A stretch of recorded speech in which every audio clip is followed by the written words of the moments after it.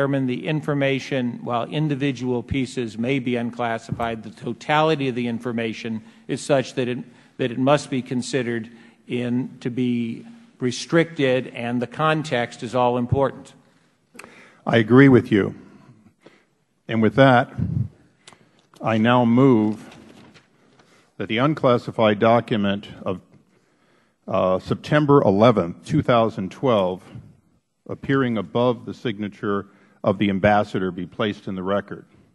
Without objection so ordered, the staff will distribute it. Give me the additional ones. Additionally, I move that, oops, that's September 11th again. I move that the document of March 28, 2012 be placed in the record. Without objection so ordered. Additionally, and these will have to be printed, the document of August 2, 2012 from the Ambassador and of July 9, 2012 be placed in the record. Without objection so ordered. Mr. Chairman? Yes? Just so that we'll be clear, you already have the documents? I just want to be clear. That's all. In real time, a whistleblower has provided us with some of these documents. We confirmed that these documents are similar to the documents being, or identical to the documents being withheld. It is the determination of the Chair that these documents were responsive, unclassified, and appropriate for discovery. Mr. Chairman, I was just asking if you already had the documents. Well, if you'll notice, I'm looking at one on an iPad. You already have them. Okay, that's all I asked. Yeah, we do have them, and others. So they will be circulated to both sides? To both sides, of course. Thank you. They are now documents of this hearing and of this. And before I do my opening statement, or before I do my questioning, Ambassador, I don't like doing this. But ultimately, the cooperation we received has caused individuals to say things which are consistent with these documents which are being withheld. And since the documents are unclassified, we can reach no other conclusion but that they're inappropriate. And quite frankly, after my years in the military and my years on the Hill, my years on the Select Intelligence Committee, to say that a broad array of unclassified documents somehow in totality makes classified is to make everything you do unavailable to the Congress. With that, we'll begin the clock.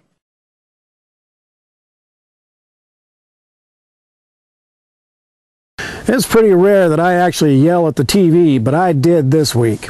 The American media cannot be more incompetent.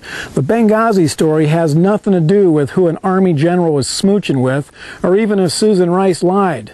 The story is that our ambassador and others were under attack for 7 hours by al-Qaeda terrorists. They called for help, and the U.S. Navy task force was locked and loaded and ready to pounce to save our people and toast some terrorists. But somebody ordered them to stand down. In fact, the admiral in command was relieved of duty. What kind of un-American lowlife would block the rescue of Americans who were screaming for help? Somebody stopped the military, the CIA, and the State Department from launching rescues. Only one person has authority over all of them, and that's the President. Follow the bodies. That is the story of the decade. Every journalist in America should be on that like pit bulls on pork chops. You can bet that if we had a Republican president, this story would be trumpeted 24 hours a day. The liberal press is ignoring this because they know that it leads to Obama. They are so corrupt they now allow a president to get away with murder. Murder of our ambassador, our Navy SEALs, and civilians. Gee, a leftist president with a God complex who knows he can get away with murder. Gee, what could possibly go wrong there? Mr. Nordstrom, you've done a lot of things that I appreciate in communication. October 1st, you sent a statement, an email to Mr. Chaffetz. He read it in his opening statement. Do you stand by that statement? I do. That was a response, again, as a follow-up to our meeting on the same day, where we discussed a number of documents that you were interested in getting, specifically the list of incidents that we had discussed. In that statement, basically what you were saying is there wasn't sufficient resources provided considering the escalating, the coming together of what could have and turned out to be a catastrophic attack. Would that be a fair paraphrasing of what you said? That was one of the main reasons I continued to ask for those resources, yes. Now, we had an informal meeting with you, bipartisan meeting. In that, you relayed something I think is very important. I asked you about Ambassador Stevens, a very skilled career diplomat, and how he dealt with threats related to security. And you told me, I'm paraphrasing, that, for example, when there was a perceived threat in his running, he ceased running. Then, when both you and Colonel Wood were able to come up with an acceptable way that he could continue by varying where he went and so on, he ran again, but only ran again under your authority and your recommendation. Is that correct? That's correct, Chairman. And I think I asked you, was he a compliant officer? Did he do what you thought when you recommended it, or did he chafe at any time over what you thought was best for his security? At no time did I have any concerns raised to me by Ambassador Stevens. Colonel Wood and I, senior member of the Mobile Security Deployment Team, routinely met with him and discussed general threats, but also specific concerns that we might have about his schedule, his routine, and his meetings. As I noted in that informal hearing, one of the specific threats that we had received that was referenced this morning was a threat that was posted to Facebook. We came across that threat as a result of Senator McCain coming out to post to review the elections that were held in early July. Okay. There had been some postings about that, but my point of it is that he was absolutely responsive and he deferred to what our concerns were. Thank you.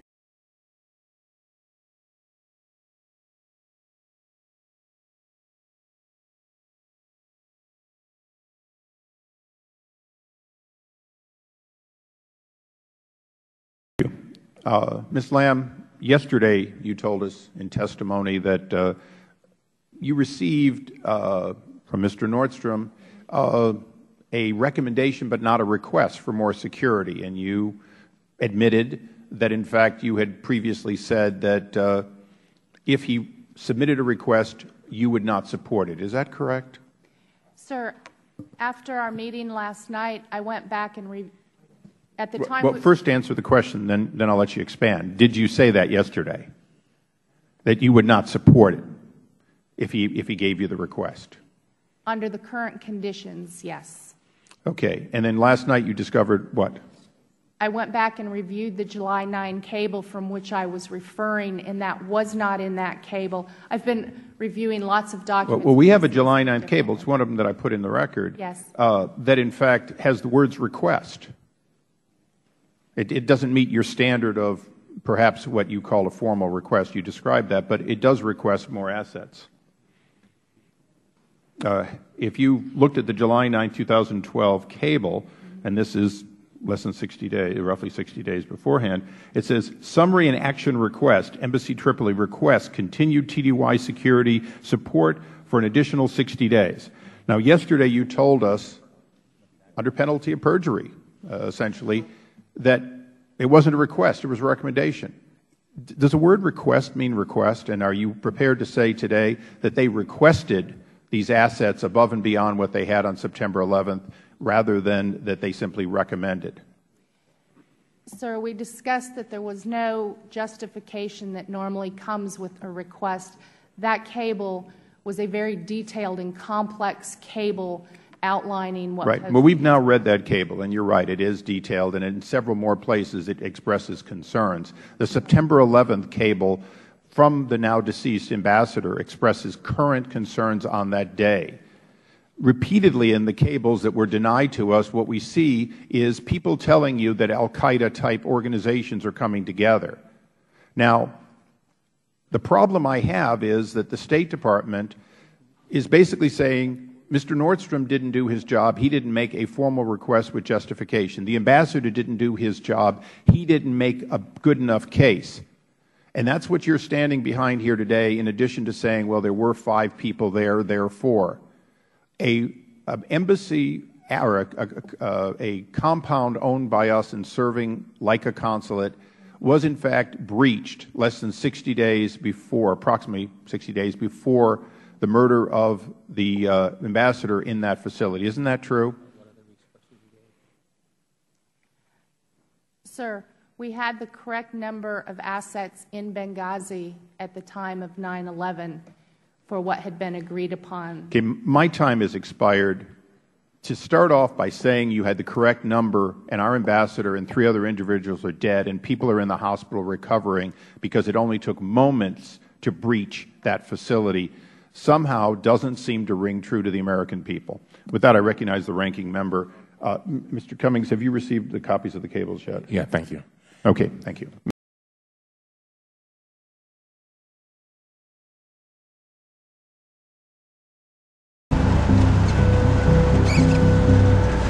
The thing that struck me the most as we got closer to the front line was just how incredibly young some of these rebels were. It was pretty surreal to watch these kids barely... Mr. Nordstrom, you testified here today. Your testimony here today paints a different picture than what has been portrayed in the press. In your testimony, you stated that you were, quote, impressed with the plans that would send our team into Libya, a massive show of well-organized resources, end of quote.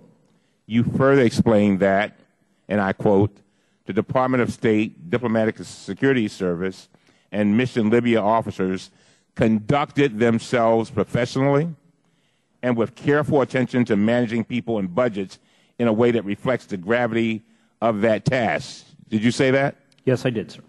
And you stated that you felt that the vast majority of your resource requests were, and I quote, considered seriously and fastidiously by DS and the department, end of quote. Did you say that? Absolutely. Did you mean that? Absolutely. In fact, you list out a litany of security improvements that you were able to make in both Benghazi and Tripoli. I think all of that is helpful to put into context the concerns that you have raised about staffing numbers. In your interview on October 1st, 2012, you told the committee that you thought that there should be 5 diplomatic security special agents stationed in Benghazi, and that you sent 2 cables, one in March and one in July, making that request. Is that right? That's correct, and if I could add to that point, it was not my decision to come up with the 5 agents in Benghazi. That number originated from a December 2011 cable detailing the future of operations in Benghazi. Right. That cable was drafted in the department. I had at no time an opportunity to add or comment on that. However, the principal officer in Benghazi had an opportunity to comment on that. It was that number 5, which DS had committed to, which we continued to ask them to meet throughout my time there. Now, we reviewed that July cable, and it states further, Post anticipates, and I quote, Post anticipates supporting the operations in Benghazi with at least 1 permanently assigned RSO from Tripoli. However, would request continued TDY support to fill a minimum of 3 security positions in Benghazi. So that would be a total of 4, is that right? That's correct. I understand that you left Libya before the attacks, is that right? That's absolutely correct. Ambassador Kennedy, let me turn to you. We have now been told there were, in fact, five special agents in Benghazi the night of the attack, contrary to press reports. Can you verify whether, in fact, there were 5 special agents in Benghazi on the night of the attack? Were there also any additional armed guards at the compound on that night? Could you answer those 2 questions, please? Yes, sir. There were 5 diplomatic security special agents on the compound the evening of September 11th, and there were 3 additional armed security personnel provided by the government of Libya. Now, Agent Lamb, how do you respond to concerns that you failed to respond to requests for additional special agents in Benghazi? You know that's a serious charge there. Yes, sir. And we've evaluated that. I've evaluated it both with Eric Nordstrom and with a senior RSO that spent TDY time there as well. I asked them to do a serious assessment of the numbers that were needed there.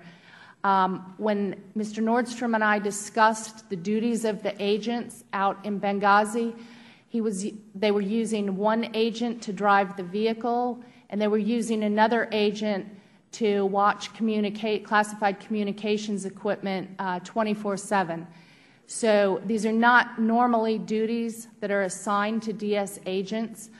So I asked Eric to review that, and then when Renee Crowningshield, another RSO, went to Benghazi, was also asked to review the numbers. And Eric worked closely with Post Management, asked them to hire a driver, and we hired a driver, trained a driver, and then the driver took the place of what the DS agent was doing.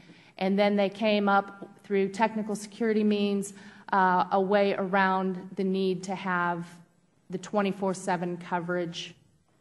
One last question. When the ambassador traveled to Benghazi before the attack, could the security team in Tripoli have sent additional agents with him if they thought it was necessary? Absolutely. Very well. Would the gentleman yield? Yes. Were any of those 5 DS agents that were there from Tripoli? They'd come down with the ambassador? 2 had traveled with the ambassador. Okay, so for the record, there were 3 there, and 2 happened to be there because the ambassador was there. That's not the same as 5 being in Benghazi ordinarily. No, sir. So if in an ordinary course it had been 5, there still would have been 2 more coming down with the ambassador for a total of 7. But Post had agreed that 3 was a sufficient number to have on the ground. So just one question. Of course. So, Mr. Nordstrom, the cable we talked about asked for 4 agents, not 5. Is that right? If you could just clarify which cable. As I said, I sent a number of requests back by The July cable. July 9th, Yes. It asked for 4, not 5. It asked for a minimum of 3, and our plan was, at the time, we had 3 full-time, permanently assigned agents in Libya, myself and 2 assistants. So even so, there were 5 on the night of the attack. Is that right? That's my understanding, although I was not there. So. All right. Thank you. Thank the gentleman. We now recognize the former chairman of the full committee for his questions. Mr. Burton. Thank you, Mr. Chairman. Mr. Kennedy, right after the September 11th attack, you were up here on Capitol Hill giving a briefing to aides, and you indicated, and in fact you said that this appeared to be a terrorist attack. Do you stand by that? What I said, Mr. Chairman, is that I wasn't former chairman, Mr. Burton, sir. Huh? I am once a chairman, always a chairman. Yeah, right. The question I recall being asked was that was this a premeditated attack? And I responded to that I am not prepared to render a formal opinion on whether or not it was premeditated, but I thought it involved a degree of complexity that was significant. Well, according to people who were there, you called it a terrorist attack. Oh, that was in a separate statement. Yes, sir. I said it was. That's all I wanted to know. Yes, sir. That's all I wanted to know. Absolutely. Okay. Because today, as I listen to people, and you, Ms. Lamb, have said you have described these attackers in a number of ways, but you don't mention terrorists at all. Why is that? I mean, the compound had been attacked once before and breached, and these people had all these weapons, projectiles, grenades, all kinds of weapons. Why would you call this anything but a terrorist attack? And why do you call them attackers? Sir, I have just presented the facts as they've come across. I am not making any judgments on my own, and I am leaving that. Okay, well, let me ask you a couple of other questions. There were 16 troops that were there at that compound, and they requested them to be kept there. And they sent a suggestion to you that they be kept there, and then you responded saying that if that was presented to you, you would not accept that. Was that your sole decision? Sir, they were not in Benghazi. They were in Tripoli. I just want to make sure that we're... I understand. Okay. Go ahead. And when the cable came in where RSO Nordstrom laid out all of his staffing requirements and needs, I asked our desk officer to go back and sit down with him, or through emails and telephone conversations, to work out all the details and line up exactly how many security personnel, armed security personnel, did he need. Okay. Well, you did not agree with that assessment that they needed those there. No, sir. We had been training people. No. I just local want to know. Libyans. Did you or did you not say that if that was presented to you, you would not accept it? He was posed. Did you or did you not say? Yes, sir. I said that personally I would not support it. Okay. Now, he could why is request that? it. Why is that? Because you knew about all these other attacks that had taken place. There had been 12, 14.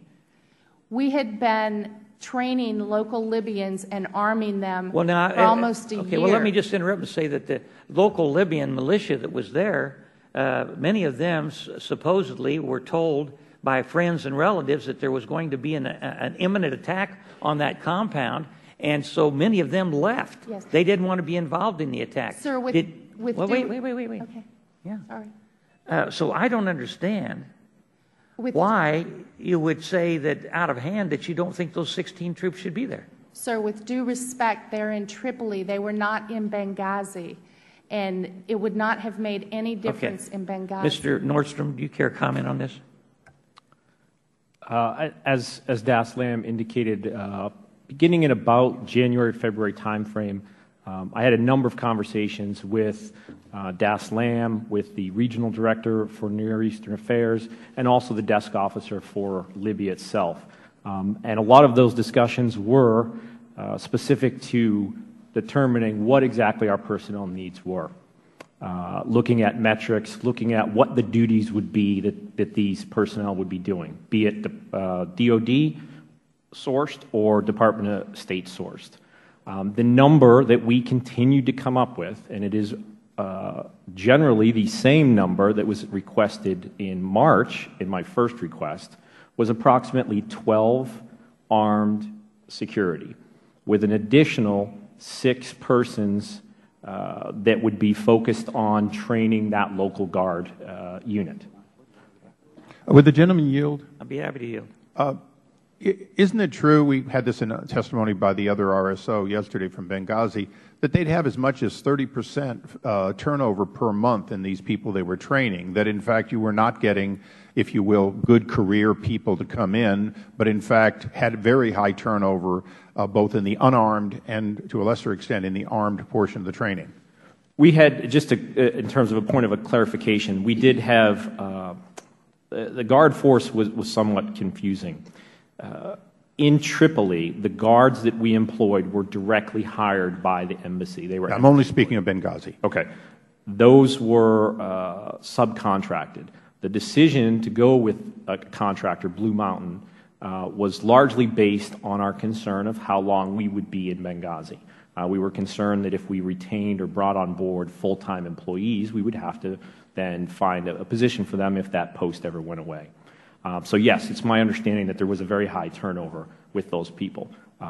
In terms of the armed security that were there, the 17 February, it was a core group that stayed there largely for the duration.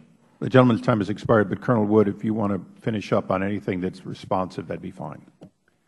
Yes, the 16 members of the SST did go to Benghazi on 2 separate occasions to support movement of the principal officer in that location to bolster the security that was there. She made trips to Tobruk and Derna, and they were needed there for the extra movement that she had, and to remain to guard the compound and provide a quick reaction force if necessary.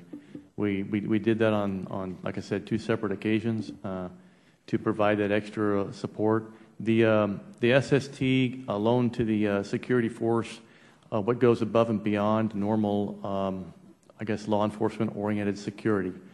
These individuals were familiar and carried larger caliber, better weapons, and the tactics they would employ would be to counter a military-style attack.